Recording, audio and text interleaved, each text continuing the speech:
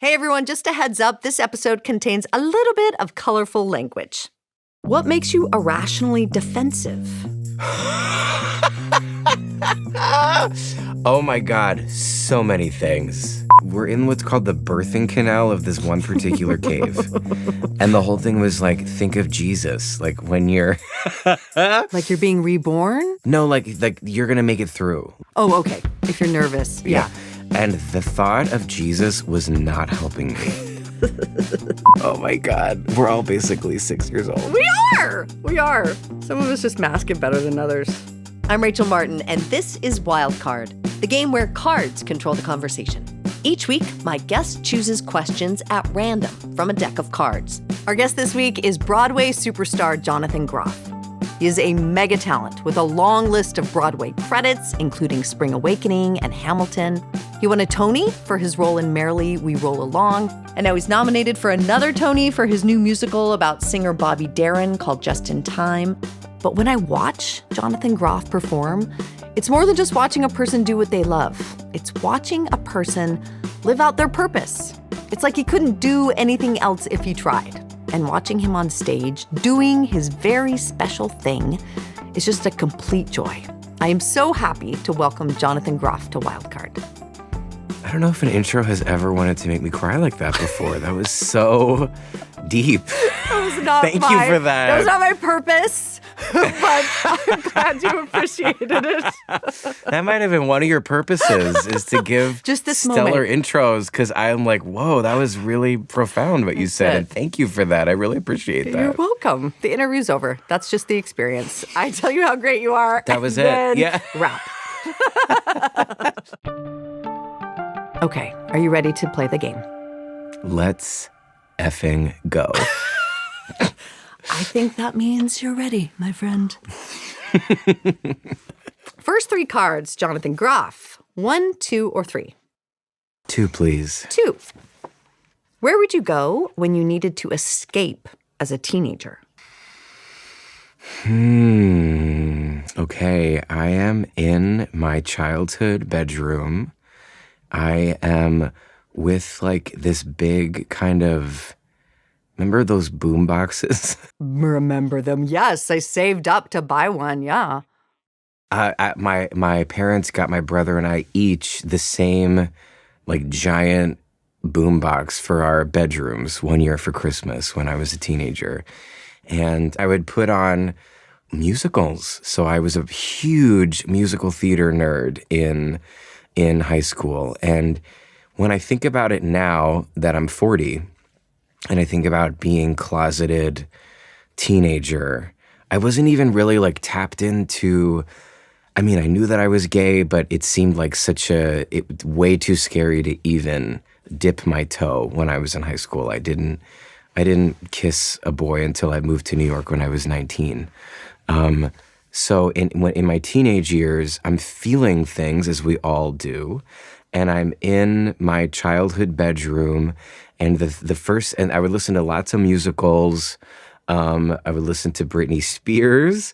I would listen to the soundtrack of the movie Can't Hardly Wait, which I was really obsessed with in high school. But the first memory that's coming to me when you asked me this question, where would I go, is listening to this musical called A New Brain. Huh. And what's notable about it for me personally is that there was a gay romance at the center of that musical. And so that's where I would go to like escape and feel romantic and be in love in my childhood bedroom. How did you even have an awareness of that musical? I mean, where were you getting it from? Yeah. Did your parents listen to a lot of this stuff? They didn't. It was sort of, it was still dial-up internet days when that would make that sound when you would sign on to. That was amazing. I was like, is he AOL? vocalizing? No, he's the internet. That's right. Okay. I was being the internet. I was playing the role of internet in 1999, and I would order CDs off of the internet. Mm-hmm. And so the internet, it was still kind of like earlier, like less accessible than it is now, but it still was existing when I was in high school. And so I would type in about, musicals, and I don't know how I found myself to A New Brain but I did. Okay. 3 more cards. Okay. This is still memories? Yeah, this is still memories. Okay, It sort of sounds like R2-D2, by the way, that internet. Yeah. Could I do number 3, please? Yes. What have you learned to appreciate about your hometown over time? I love this question because I love my hometown so much. I'm from Lancaster, Pennsylvania, and it's a conservative community. And so for me, at least, I really wanted to be an actor, and I really wanted to move to New York, and I really wanted to do theater. So I left home when I was 19 to move to New York to do that. And what was happening, the layer under that, which was quite important and essential for me, was becoming coming out of the closet and owning my sexual identity and coming to terms with that and accepting that. And moving to New York helped me to help that part of myself come out, literally. And in 2019, I bought a house right near my dad's horse farm. My dad trains and races horses for a living. And because I wanted to spend more time at home, and I have this dream of turning his horse farm into an artist retreat. Wow. And so as I've gone back home over the last 5 or 6 years, I have learned to be myself and be home at the same time. There's still a lot of dissonance and challenge in that, but it's been great to sort of be able with open arms to embrace, to answer your question, the physical beauty of the farmland of Pennsylvania. There's something about because the Amish don't use electricity, and so the way that they till the soil and plant the corn and the tobacco, it's when I look out the window in the backyard of my house, it's all Amish farms. And it's these rolling fields that have been cultivated. So there is the touch of man, but there's something extremely natural and beautiful about it as well, which I love. And then I've also, in the fall, got introduced for the first time to the LGBTQ plus community in Lancaster. And now this community feels like there's love in your homecoming. You feel some degree of love and acceptance by the broader community. Absolutely. There? Yeah. Yes. Yeah. I mean, I still am close with all of my conservative family members and love them, and to know that there's also thousands of people in Pennsylvania that are full support of the LGBTQ community. It's I have 2 communities now that I get to come home to, which is really awesome. That is a lovely thing. I'm so glad. Yeah. Yeah, thanks. Okay. Last one in this round. 1, 2, or 3? I gotta go with 1 because it's the number I haven't chosen yet. Oh. Well, what is something your parents taught you to love? My mom is a gym teacher, and my dad trains and races horses for a living. And when they were sort of making their way into the world after high school, they, in a very kind of radical way, decided to pursue their passion as opposed to sort of fall in line with what was expected of them. So my dad was the oldest of the brothers of his family. There's 4 of them. And he grew up Mennonite. My grandfather was a Mennonite preacher. And he was supposed to take over the dairy farm, but he didn't like cows and the work of cows. But he loved Professional animals. liability, yeah. And yeah, exactly. And he loved horses. And his uncle was dabbling in the horse business. And so he ended up taking a kind of left turn and started his own business with the help of his family, and became a horse trainer. So he ended up making his passion his life. And my mom, similarly, will talk about when she was in high school, she was so passionate about sports, which in like the late 60s, early 70s in Lancaster, Pennsylvania, it was like female sports was not a huge deal. Right. And she would like wake up at 3:30 in the morning when no one was awake and go running in secret because she was embarrassed because women at that time weren't like training like they were years later, at least in Lancaster. Yeah. And she always says like teacher or nurse or secretary were her options. And so she pursued like a physical education track for herself and made it a point to become a field hockey coach because that was what she really wanted to do, which was like play sports and be involved in that. So they taught me from a young age that pursuing your passion was something worthwhile. And even though they didn't really understand how or why I was interested in the arts, they really understood in a very profound way, we're going to drive him to play practice. We're going to let him be Mary Poppins when he's 3 years old because they recognized the passion that I had and really fanned the flame of that. Yeah. Your parents sound pretty awesome, honestly. They are. We're going to step back from the game for a minute and talk about Just in Time. I don't know why I'm singing for Jonathan Groff. I love Groff. it, but sing, please, sing it. Just in Time. Just in Time. That's not even a song. It is a song. That's the second song I sing at the show. Yeah. Really? I sing This Could Be the Start of Something Big is the very first song. And then I go, just in time. I found you just in time. Before you came, my time was running low, which is Julie Stein, one of my all-time favorite songs. A song that I know from Judy Kuhn's album called Just in Time. Back to the boombox in my bedroom. There you go. This was one of the CDs I had ordered online as a teenager. And it's a beautiful album. It's her singing all Julie Stein songs. That's crazy. That's a lovely bit of synchronicity. Yes. So of all the shows, of all the stories you could have told, of all the shows you could have headlined, why Bobby Darin? Oh my gosh. So 8 years ago, this month, May, 8 years ago, my friend Ted Chapin was heading a program at the 92nd Street Y called Lyrics and Lyricists. And Ted said, I think about doing this night of Bobby Darin. Do you know a lot about him? Because maybe it would be great we could center it around you. You could sing a lot of his songs and we could invite other people to sing and whatnot. And I went home that night and I fell down a Bobby Darin YouTube rabbit hole that I'm happens still, to all of us.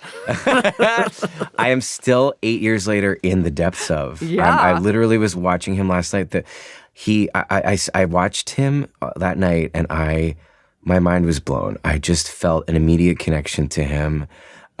There was something really primal about the way he performed music, and when you think about the song Splish Splash and Dream Lover. This is the song we should just say. Those are two huge songs that made him famous. Splish Splash. Yes, and huge songs. Splish Splash, Dream Lover, Mac the Knife, If I Were a Carpenter. Yeah. These are, you play these songs next to each other and you cannot tell that the same person is singing all these different songs. He was such a chameleon. And watching him in these videos, he had this like drive and presence and ferocity and passion that I really connected to. From that moment on, we've been trying to make this show happen. Wow. We thought, of this idea of like, if I could start the show as myself, then we can establish this connection between performer and audience, which spiritually like is him at his greatest, and then we can all go back and I can become Bobby Darin as the story goes along. It completely works. I did not know who Bobby Darin is, and I mean, Bobby Darin was not who I went to go see the show for, and that will be the case for some people who are coming to see you, Jonathan Groff, and then you serve as this beautiful bridge between like, you know me. Trust me, I'm going to take you into this man's life, and you're gonna be compelled. You're gonna be moved by the story that we're about to tell. It was Oh, so I'm good. so happy you had that experience. Yeah. That's the dream. That's really the dream because one of the because he was so magical live. I mean, this is why it also to me made so much sense to tell his story as a piece of theater because there's something really sacred and special and profound and in the moment about what happens in live theater that feels in line with what Bobby's magic was that he was bringing to the world and why it makes sense to me that we've forgotten about him a little bit as a culture at large because his magic was in that live performance. And you're having so much fun, Jonathan. I know you're a good actor, but there's just like no way that you're faking the amount of fun that you're having on that stage. From the get-go, from the jump, you're having so much fun. You are a sweaty mess, and there's a lot of spitting, and people who are your long fans know that this is just part of the deal. This is the package of Jonathan Groff. You're a wet man, as you say in the show. Yep. But I wonder if it did take a level, do you have to be at a certain point in your career where you can just be like, I'm owning this. This is what is happening. All of my secretions are here for you.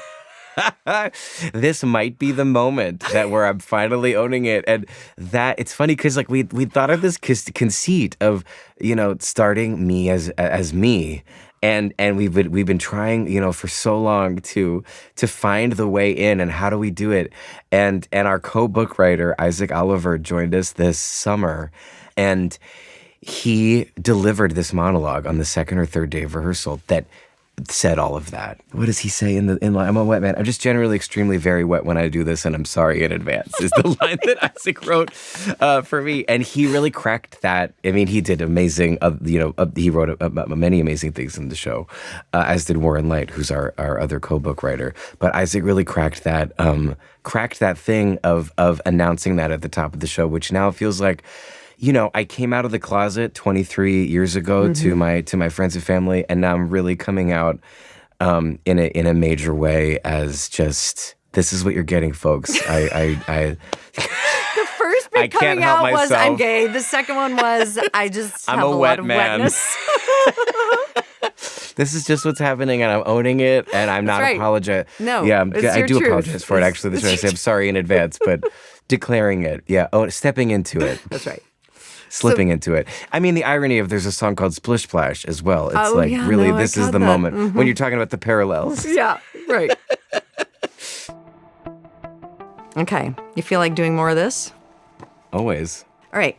1, 2, or 3? 3, please. 3. What makes you irrationally defensive? Oh my God. So many things. So many things. Okay, so the first thing that's coming to my mind is, so I've learned how to play the piano for just in time. Yeah. So Andrew Resnick, our incredible music supervisor, arranger, music director, I've known him for 10 years. And he will when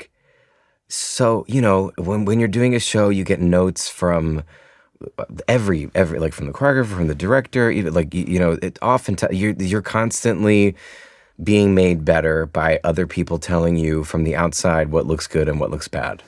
And it's an art to be able to take notes and not become defensive or like take it personally and through decades of acting saying to myself, they're not coming for me. This is not criticism. They're trying to make the show better. Right. They're trying to make you better, Jonathan. Chill out. So I've gotten to the point now, by the time I'm 40, where I actually love notes. Please help me. Give me notes. But as a piano player, I'm like a 7-year-old because I've only just started learning. That's right. In You're December. fragile. Yeah, you're fragile. I'm really fragile. And it's been really hilarious and confronting when Andrew's like, so Jonathan, when you were playing, I'm like, what? When I played what? What did I do? I know that it's wrong. I know that I played it wrong. I know that it's the wrong thing, but I am so defensive and I get full of rage. And it's like a 6 or 7 year old that feels like they're like so good at playing the piano, but they're not. It's like beginner. It's the humility of beginner energy. It's like Yeah. whenever especially when you get older and you're learning something for the first time. Yeah. And I feel like I should only speak for myself, not say you. When I'm learning something for the first time and it's a new thing, I get irrationally defensive when criticized. It's hilarious. What? I'm so well. I'm just like I have to play cold. You know, like normally I could like practice and like I'm like Groff, relax. I can hear my editor like thinking out loud. What, Rachel? You want to chime in on any of that? I never get irrationally defensive when you give me notes. Never. I'm feeling defensive about it now. I'm sweating. Oh my God. I hope it's a good sweat. No, it was irrationally defensive sweat. It's like that's the sweat from like what? Right. Oh my God. We're all basically 6 years old. We are. Some of us just mask it better than others. Yeah. Okay, 3 more cards. 1, 2, or 3. I'm going to go with number 2. Number 2. What weight did you have to shoulder before you were ready?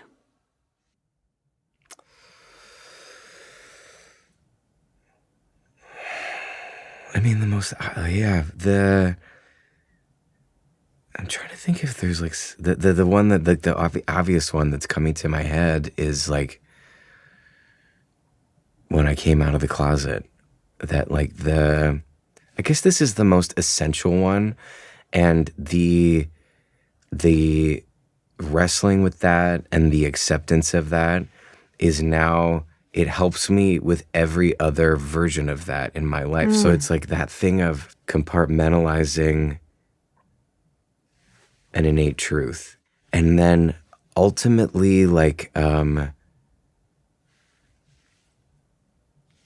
through sort of like moving to New York and experiencing other people that were who they were and watching them thrive and seeing their examples helped me to start to move that from a compartmentalized part of myself out of my mouth, like to really like bring the truth to my throat a little bit more.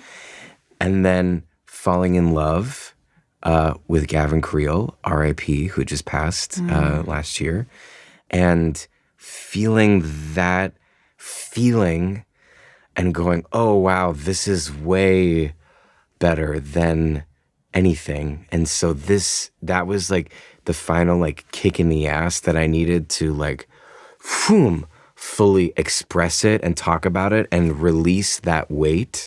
I'm so, in retrospect, looking back, so grateful that it was like all of those steps to get it there. That someone didn't, so grateful that someone didn't like rip that truth out of me. That I was surrounded by such loving people. Even when I moved to New York and I was in Spring Awakening with a cast of my peers, and everyone knew probably that Cody, my boyfriend, was not my roommate, which is what I said he was. No one ever really pushed me to declare who I was. It was like they just like held me with love. So I was really lucky in that the love that I was surrounded by allowed that weight to be released at the perfect time, at the time that I was ready for it to be released. I guess I assumed that someone who had so much success so young, that the answer would have dovetailed into something about, you know, the weight of fame at such an early age, the weight of early success in a life. But I hear you saying that maybe you were able to manage those things because there was this fundamental weight in the not being your full self. That you had to experience the releasing of that and coming into your own, and maybe that helped with all the other burdens of young fame and in your young professional life. It's interesting. There's something related to it though, like what you're talking about with fame, because part of why I wasn't coming out when yes, it was the conservative community and the sort of innate homophobia that I had inside of me from growing up, from being born in 1985 and then growing up in Lancaster, PA, and all of that. Thank God for Will and Grace. But why was I not coming out when I moved to New York when I was 19, or during Spring Awakening when I was surrounded by people that loved me?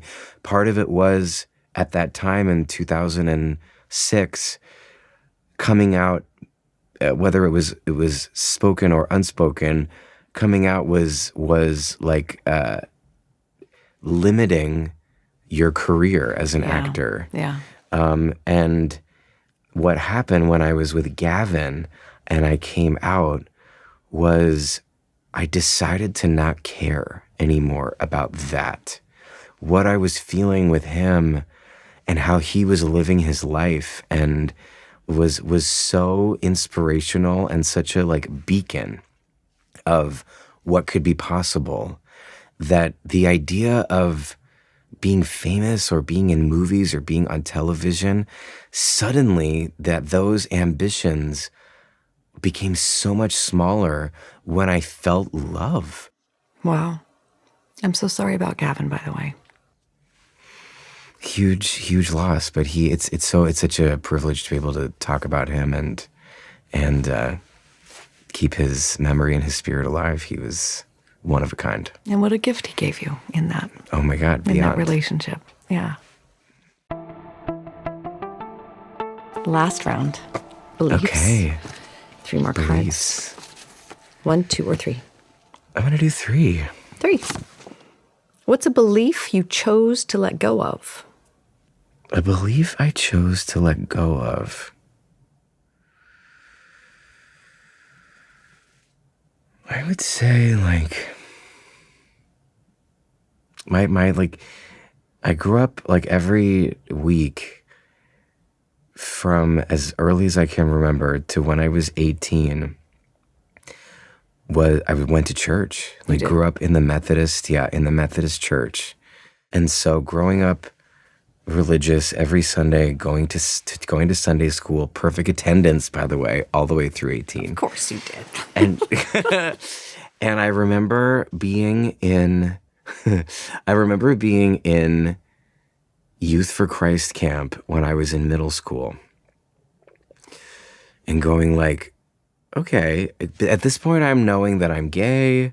At this point I'm getting into theater, but I'm still at Youth for Christ camp. And I remember we went spelunking. In the caves. Yeah. That's what spelunking is, right? In caves? Yeah. Okay.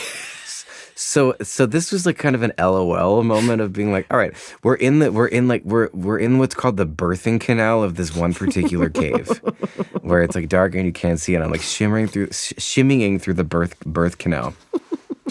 And the whole thing was think of Jesus, when you're you're being reborn or something through the birth. No, you're gonna make it through. If you just have he's gonna help you. Yeah.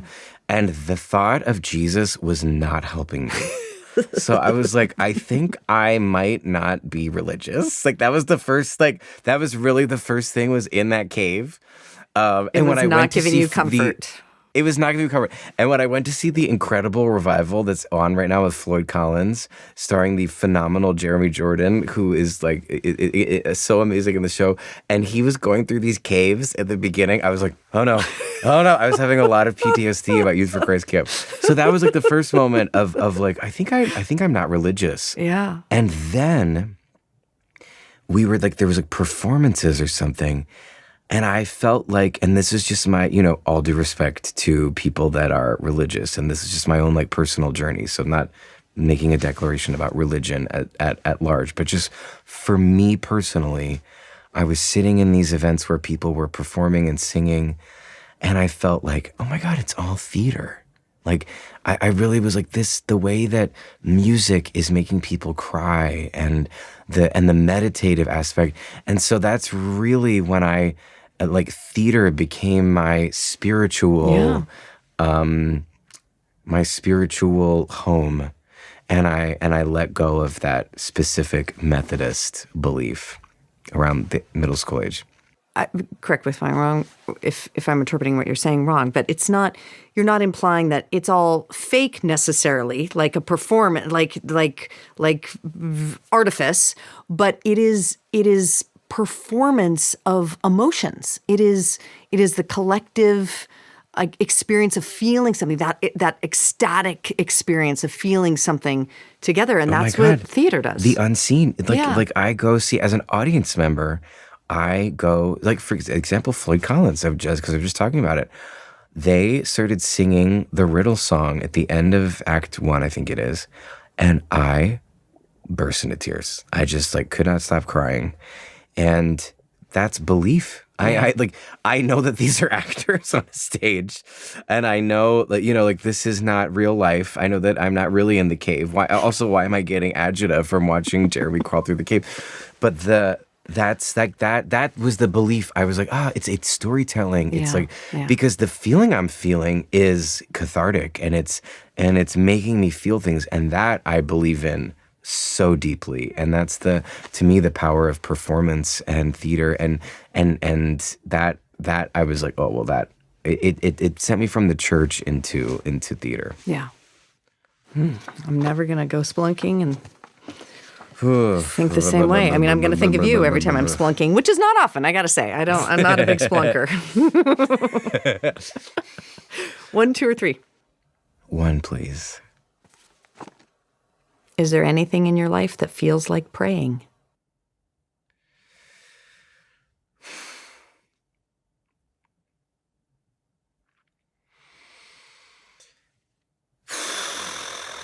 Why does that make me so emotional? The show. The show that I'm doing right now, Just in Time, it's like it's spiritual. It's like there's something happening in that theater, and there's something happening with this music, and there's something happening with this company, and I look into the eyes of Michelle Pock, who plays the character of Polly, and she sings "That's All," and I feel another energy. Mm-hmm. And I've danced with 80-year-olds in the show. I've danced with 80-year-olds in the show. There was this 8-year-old girl in the front row that I offered my hand to, and she leapt out and was spinning in circles. And there's a kind of love affair between performer and audience that is in the air in this show. That's it's like saying, it's like I get to say every night to the audience, I love you. Yeah. There's something about community and about seeing each other and saying to the audience, trying to give them the time of their lives, and then at the end saying, I love you, that feels like a prayer. Just like a prayer, your voice can take me there. That was a real emotional pivot for me, because I was on the verge of crying. But I do want to say one more thing on that, because there is a card we have in the deck. It didn't come up today, but it's about strangers, and when has a stranger made you feel loved? And I think that's your whole show, or that's your whole career is making that intangible connection with a person you have never met, you will most likely never see again, and what a high, what a sacred thing to connect with someone that way, and to do it every night is. Oh my God, it's everything. And that when we were finding with our co-book writer Isaac, the end of what do we say to them at the very end? What's the last sentence of the whole show? We end with music, of course, later on with whenever we're bowing. I love you felt like the only possible thing to end with, and that love is real, and it's you can get it, and you can receive it, and you can give it to people that you don't know, but you do know somewhere deep down, we all do know each other. It's that all-knowing love and like respect for in the context of our theater. Oh my God, you fucking came to this show? Like, yeah. That like, thank you. It's like such a love you and thank you. There's one more question. Okay, great. It's not really a Yes. question. We just end the show the same way every time. Okay. You pick one moment from your past to relive. It is not a moment you would change anything about. It's just a moment you would like to linger in a little longer. So what memory do I want to linger in? Ooh, this is so great. I'm going to go back to childhood is where I want to go. And I want to go back. Can I change something or I can't change something? No, that's the thing. I can't change it. You can't change Okay. anything. Okay, so I would go back to March 25th, 1990 was my 10th birthday party. And my grandfather, Wade, died the next day on my 10th birthday. Oh my God. And there was a moment that I can remember where we were all, the whole family, like my dad's side of the family and my mom's side of the family, we were all sitting around the kitchen table, like eating. And I would just want to go back to that moment and retake that in. And he was there at like, I remember like asking him to whistle. I was getting into whistling and he was a really good whistler. And I remember my dad telling me to ask Wade to whistle and him not doing it. He was like, he was like, no, I can't do it right. And I'd be like, what? And then realizing he was like struggling with his health in that moment, that maybe he couldn't like get enough breath or something because he died the next day. But I would go back and live in that moment. That was lovely.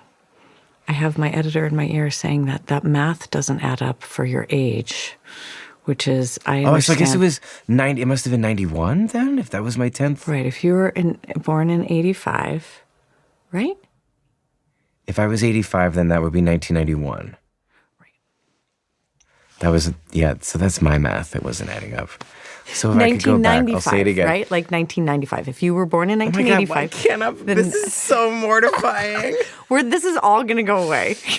You can keep this in, because really, you're like, thank God he's an actor. It would be March 25th, 1995. Right. March 25th, Not 1990, because I would have been 5 years old. But even then, I was like, oh, right, it would be 91. Right. Because, but then I would have been 6. No, yeah. If I could go back to any time, it would be March 25th, 1995. Thank you. Because if I put the wrong thing in the time machine, oh my God. If I put that in the time machine, it's like a Back to the Future. And then I ended up like on a Saturday night, the night before my birthday, and I'm asleep. Right. I'm like 6 years old, You're 5 so years old, and I'm confused asleep. because it's not I'm like, working. why am I in my childhood bedroom and I'm asleep? I'm looking at my 5-year-old self asleep in a bed. I would have been so pissed. It has been such a pleasure to do this with you. Thank you so much. Congrats Thank on you. everything. Just in Time is on Broadway right now. Go see it. It has been such a pleasure. Oh, same. Thank you so much for having me.